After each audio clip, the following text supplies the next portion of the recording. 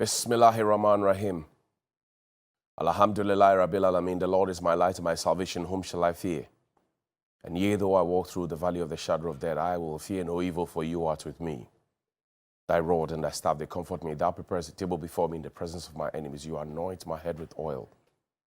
My cup overflows, and surely God's goodness and mercy shall follow me all the days of my life, and I will dwell in the house of the Lord forever and ever. Amen. Assalamu alaikum. Welcome to Johnnie's Bites. Good morning. It's Wednesday. The conversations about Togbi further, whether he took the money back, whether he is grandstanding, whether he's trying to be populist, whether he's trying to be a snitch, whether he's trying to be an opportunist, whatever it is, has taken over all the conversations. But thanks to Togbi further, we know that silently and quietly, of course, I knew that Gratia will come at some point. I knew that after election 2020, the next thing was to have a committee, an emoluments committee that would have made a proposal to the president, and Gratia would have been paid anyway. We knew that it was going to happen. What we did not know was when the monies were paid. And thanks to Togbi Apede, now we know that Mefia, thank you very much, Todia. We now know that monies have been paid.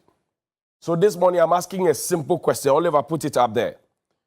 What are our leaders sacrificing? They ask us to sacrifice.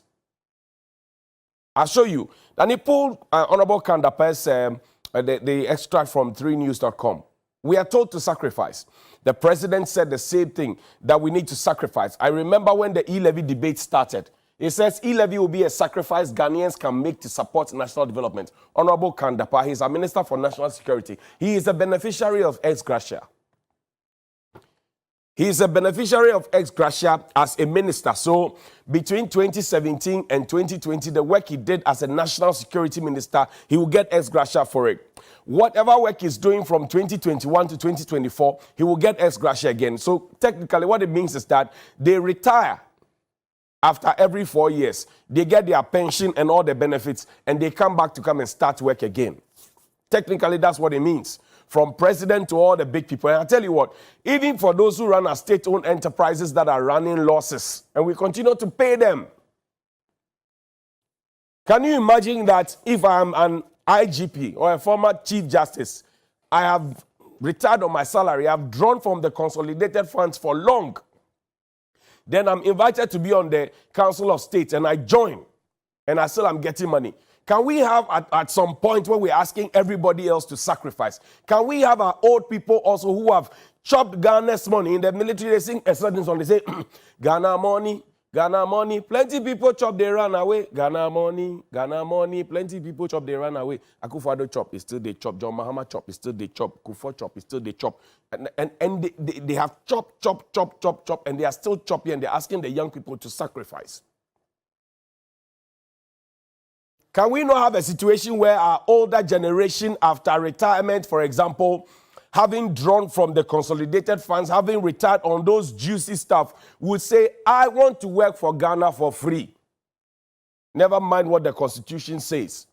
Or we will, while we are there, like the Council of State now has done, to get a whole act to govern the activities of the Council of State, would now say that, look, let's take a look at this Article 71, and this animal called Article 71, and fix it.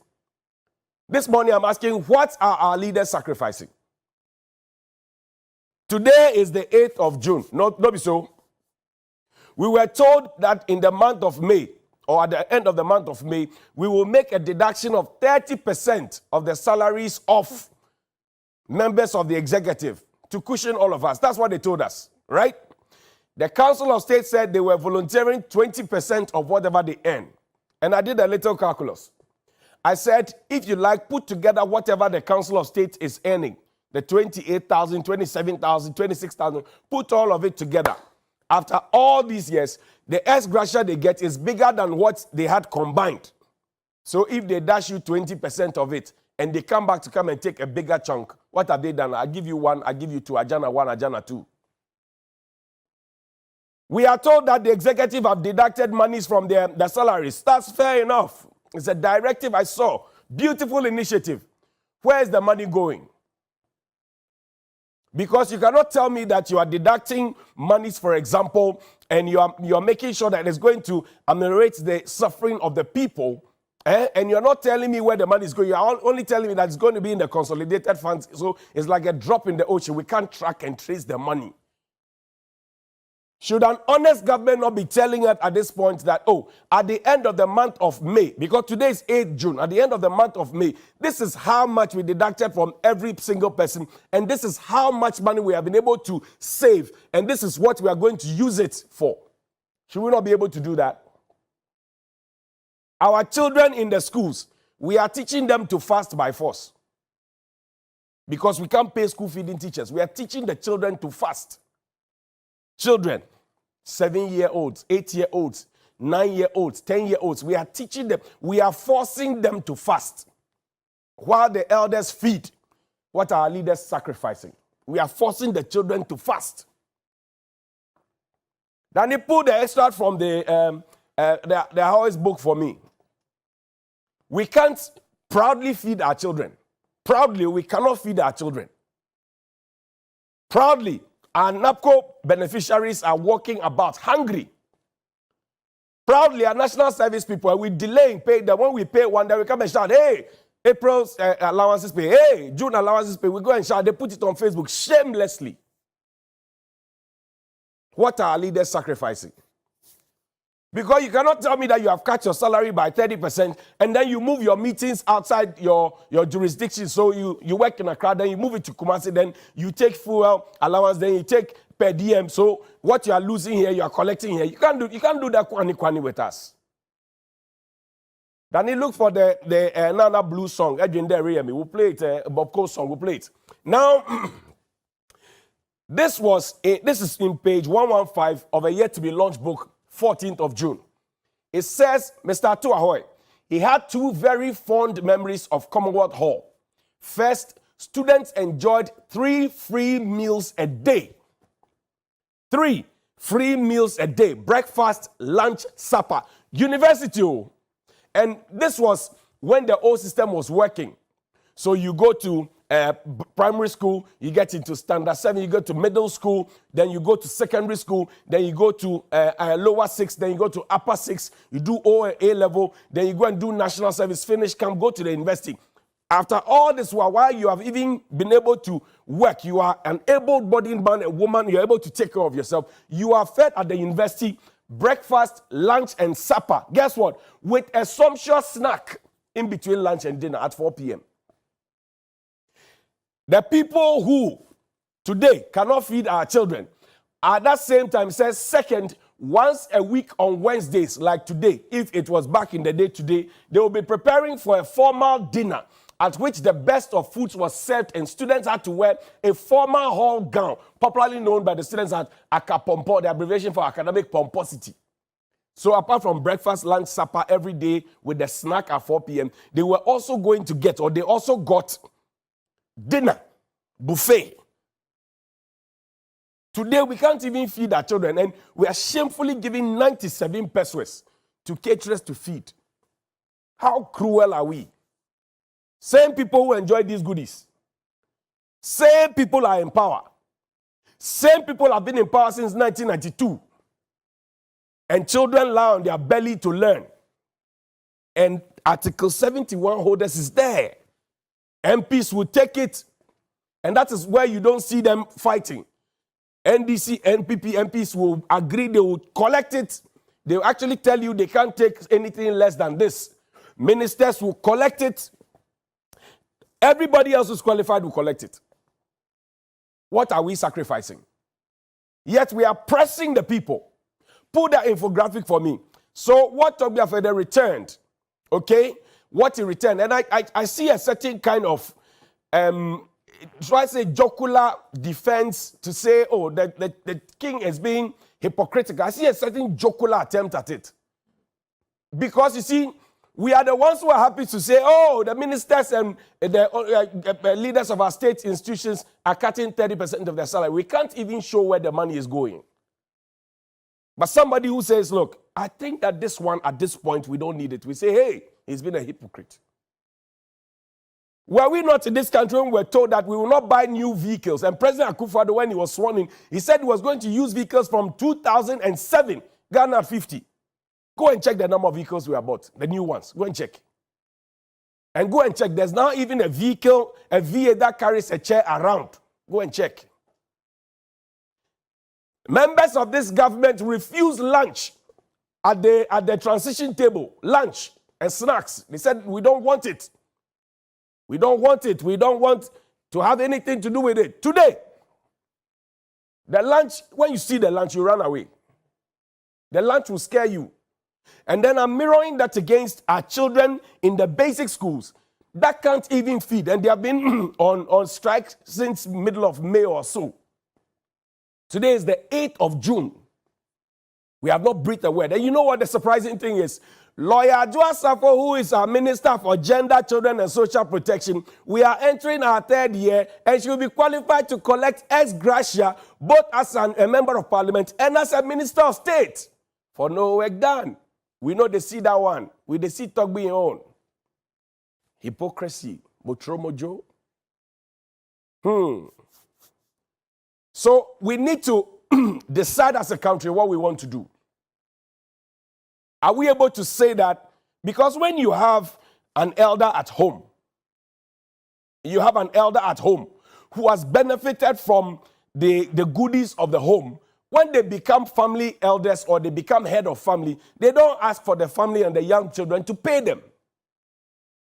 How is it that we have had people who have enjoyed scholarship, people who have gone to school for free in this country, people who have enjoyed breakfast, lunch, supper, plus snack, people who have retired on their salaries and gotten their pension, people who have benefited from everything, and the same set of people regroup and come and collect ex gratia from us.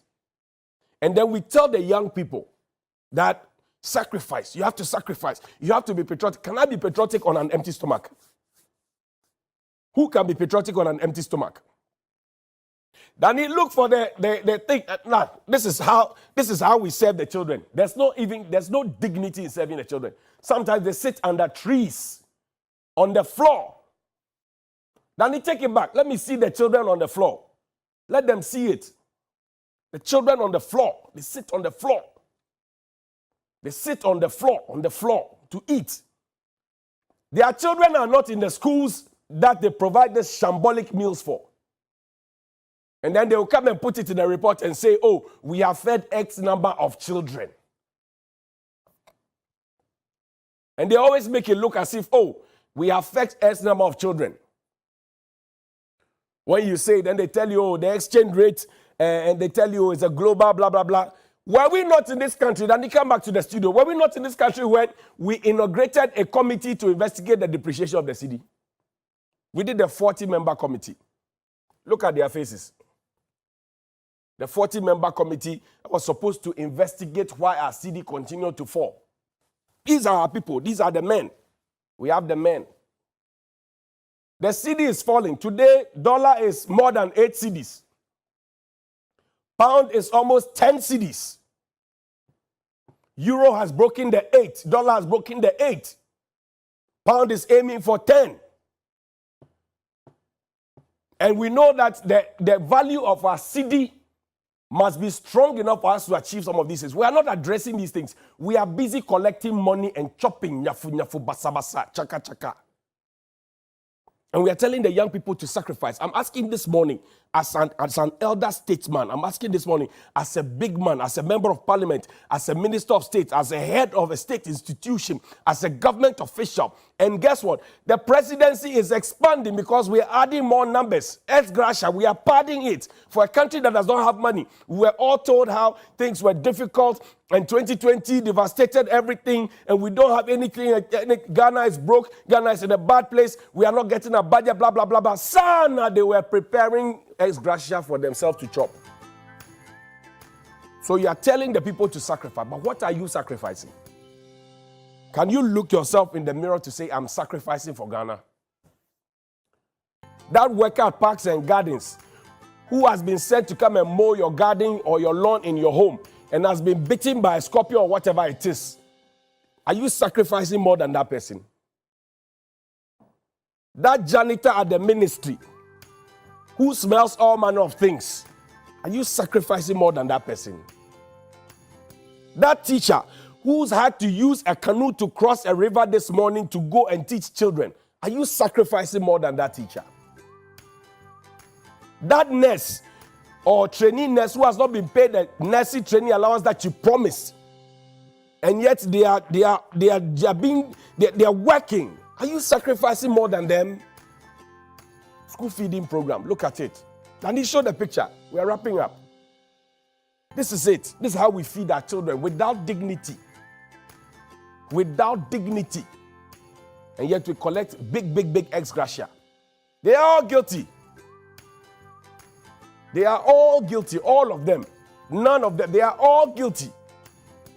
And this is where they need to sit up and look and say, look, we have not been truthful and faithful, and we have not shown our people a lot of respect and dignity.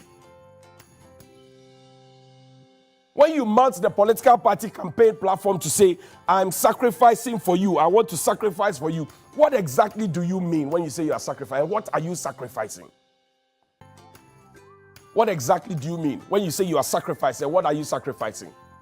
You have bodyguards, yet the people have no bodyguards. And on top of it, you send hoodlums in military and uniforms with guns to go and hit them. What are you sacrificing? We need to be very careful. We need to be very careful. There is money, but the money is with just a few. The money is not spreading out. And that is a bad thing. That is evil. That is bad. That is evil. If I work as a teacher and I've worked for 30 years and my pension, my lump sum, okay, there's no lump sum these days, but my pension is not for all the years of sacrifice with all the transfers. Sometimes I'm being told you won't get chalk. Sometimes I don't have textbooks. Sometimes I don't have whatever it is, the teacher and learning materials. And my pension is 20, 25, maybe 50 times lower or 80% lower than somebody who just suddenly got into politics, did 4 years, and has all of that to take away. I will rethink. That's why everybody is leaving the classroom to go to parliament. Go to parliament. Go and check the numbers of teachers we have in parliament. Go to parliament's website. Look for the MPs and check. Most of them are teachers who have run away from the classroom and they have gone to join politics because they have seen where it is. Because the president has told us that if you want to be rich, teaching is not the avenue. The president himself was a teacher once upon a time at Accra Academy. He was an economics teacher. Why did he stop? Nurses, doctors. We need to be careful. We need to be very careful. And he played the song, Let's Go. Good morning.